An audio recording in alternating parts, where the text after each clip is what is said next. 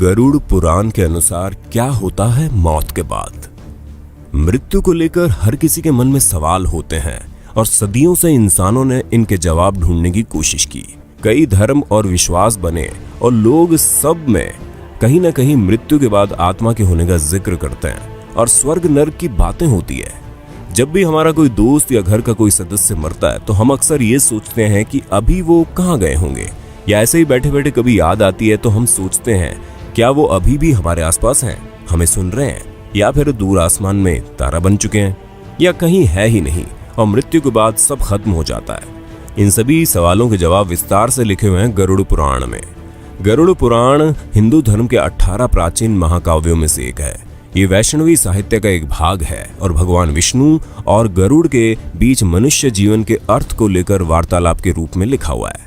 गरुड़ पुराण में मृत्यु के बाद जीवन, अंतिम क्रियाक्रम और पुनर्जन्म जैसी बातों पर विस्तार से चर्चा है। इसलिए हिंदू धर्म में इंसान की मृत्यु के बाद आखिरी क्रियाकर्मों के समय इसका उच्चारण किया जाता है। हमने आपके लिए गरुड़ पुराण से खासकर इन्हीं सवालों के जवाब ढूंढे हैं और इस वीडियो में बताने जा रहे हैं। आप इसे ठीक से समझने के लिए अंत तक जरूर देखिए और सब्सक्राइब करना ना भूलें, क्योंकि हम ऐसे जीवन से जुड़े रहस्यों पर वीडियोस बनाते रहते हैं। तो चलिए फिर शुरू करते हैं। मृत्यु के बाद क्या होता है। मृत्यु के ठीक पहले, मृत्यु के दौरान और मृत्यु के बाद क्या होता है, ये गरुड़ पुराण में अच्छे से समझाया गया है। जब एकदम से कोई इंसान की मृत्यु होती है तो हमारा रिश्ता एकदम से टूट जाता है और अक्सर ये कामना करते हैं कि क्या उनसे फिर कभी मिलना होगा या बात हो पाएगी।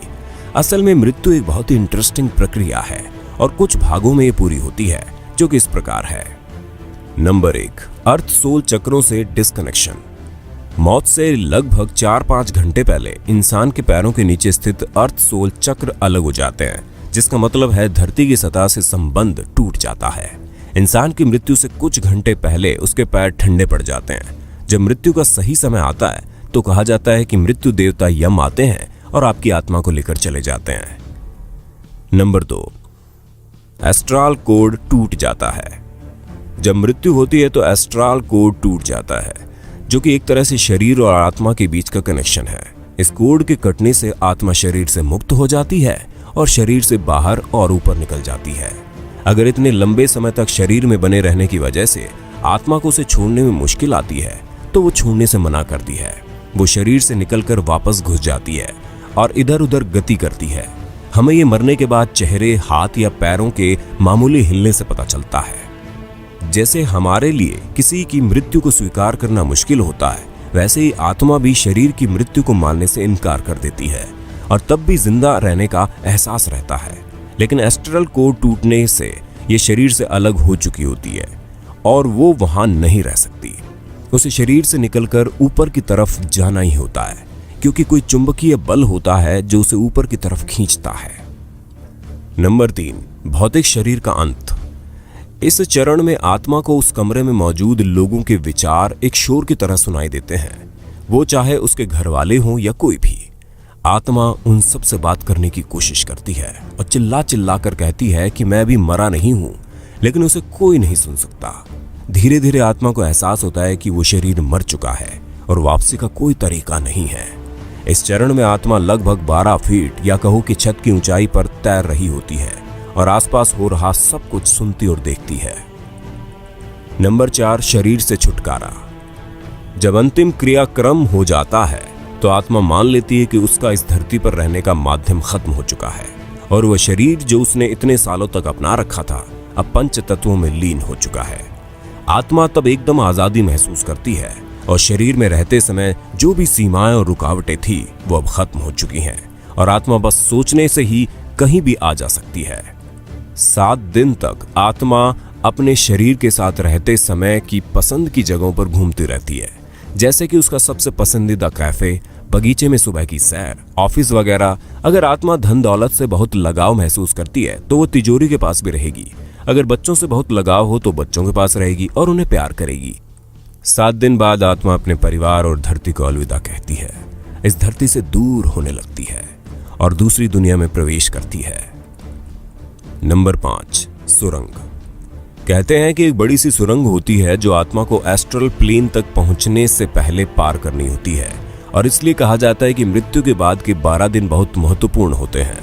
हमें सारे अंतिम संस्कार और रीति रिवाज ठीक से करने होते हैं और प्रार्थना करनी होती है। हमें आत्मा से क्षमा याचना मांगनी पड़ती है ताकि वो अपने साथ कोई भी नकारात्मक भाव जैसे कि दुख, क्रोध या नफरत अपने साथ न ले जाए।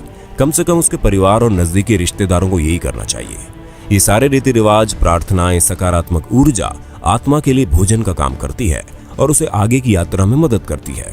उस सुरंग के अंत में बहुत तेज रोशनी होती है जो ये दर्शाती है कि वो एस्ट्रल वर्ल्ड में प्रवेश कर रही है।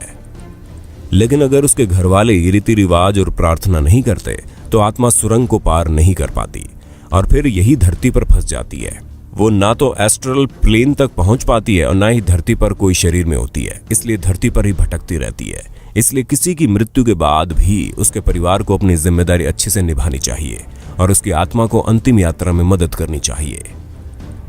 नंबर 6, पूर्वजों से मिलाप। मृत्यु के बाद 11वें और 12वें दिन हिंदू सभ्यता में लोग होम, प्रार्थनाएं और रीति रिवाज करवाते हैं, जिससे आत्मा अपने पूर्वजों, नजदीकी दोस्तों, रिश्तेदारों और मार्गदर्शकों से मिलती है। पहले से मृत पूर्वज उसका ऊपरी दुनिया में स्वागत करते हैं और गले लगाते हैं, जैसे हम धरती पर अपने दोस्तों और परिवार को बहुत समय बाद मिलने पर लगाते हैं। उसके बाद आत्मा अपने मार्गदर्शकों के साथ धरती पर पूरी की हुई जिंदगी को महान कार्मिक बोर्ड की मदद से गहनता से परखा जाता है। यहीं पर एक दिव्य प्रकाश की उपस्थिति में पूरा जीवन देखा जाता है। नंबर 7, जीवन का सार।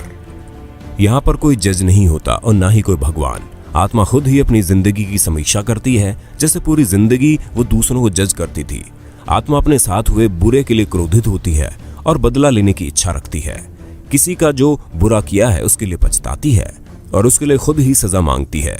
जैसे कि आत्मा शरीर से और अपने मैं से नहीं जुड़ी होती, इसलिए आखिरी फैसला उसके अगले जीवन का आधार बनता है और इसी आधार पर आत्मा ही अगले जीवन के लिए रूपरेखा तैयार करती है, जिसे ब्लूप्रिंट कहते हैं। हर घटना और मुसीबतें जो झेलनी होगी और हर चेतावनी जिसका सामना करना होगा इस एग्रीमेंट में लिखी जाती है। यहाँ तक कि आत्मा उम्र, व्यक्तित्व और हालात भी खुद ही चुनती है। उदाहरण के लिए किसी इंसान ने पिछले जीवन में किसी की बेरहमी से हत्या की और मरने के बाद जीवन की समीक्षा करते हुए उसे बहुत पछतावा हुआ और उसकी सजा खुद को देने के लिए आत्मा अगले जीवन में खुद की किसी बीमारी से ग्रस्त होने का दर्द देती है या अन्य कोई भी मुसीबत जिससे उसको अपने किए के लिए सजा मिले। खुद को खुद ही जज करके आत्मा ब्लूप्रिंट बनाती है। जितना ज्यादा पश्चाताप होगा, आत्मा खुद को अगले जन्म में उतनी कठिन सजा देती है।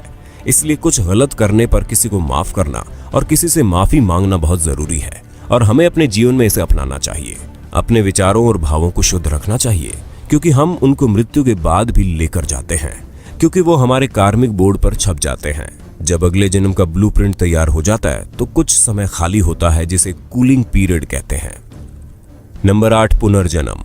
एग्रीमेंट में हमने जो चुना है हम उसी हिसाब से जन्म लेते हैं।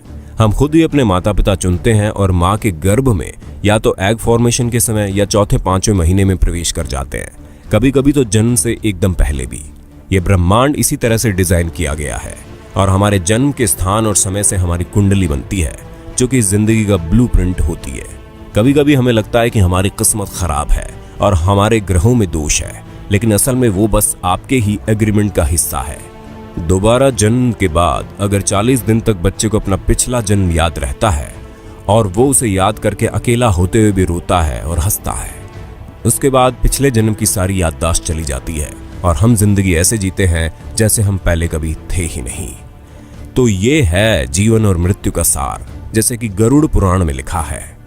अगली बार जब किसी दुख या समस्या के लिए भगवान या किस्मत को दोष दो तो याद रखना ये सब आपने ही चुना है और आपको ये स्वीकार करके उनका हिम्मत से सामना करना चाहिए और अगले जन्म में अच्छा हो सके उसके लिए अच्छे कर्म करें, सबसे प्यार से पेश आए। आपके घर वाले, दोस्त या हर कोई जो भी जीवन में आता है वो बस अपना किरदार निभा रहे हैं उस फिल्म में जो आपने ही लिखी है और डायरेक्ट भी की है। इसलिए हम कभी मरते नहीं हैं, ये सफर चलता रहता है और हम दोबारा मिले इसके बीच में एक लंबा ब्रेक हो सकता है और कुछ नहीं। दोस्तों, ऐसी अन्य जानकारी के लिए चैनल को जरूर सब्सक्राइब कर लें और बेल आइकॉन जरूर दबा देना। फिर मिलते हैं नई वीडियो में। धन्यवाद।